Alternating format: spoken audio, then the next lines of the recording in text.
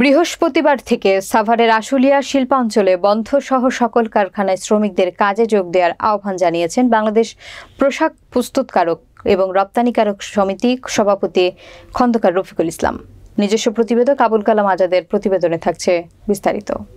বুধবার বিকেলে আশুলিয়ার নরসিংহপুর এলাকায় আশুলিয়ার চলমান শ্রমিক অসন্তোষ ও নৈরাজ্য সৃষ্টিকারীদের প্রতিহত করতে এক শ্রমিক সমাবেশে যোগ দিয়ে তিনি একথা বলেন।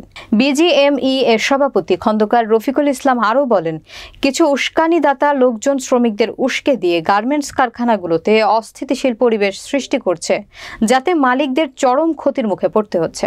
আগামীকাল তিনি সকল শ্রমিকদের স্ব শিল্প প্রতিষ্ঠানে যোগ দিয়ে কাজ করার আহ্বান জানান।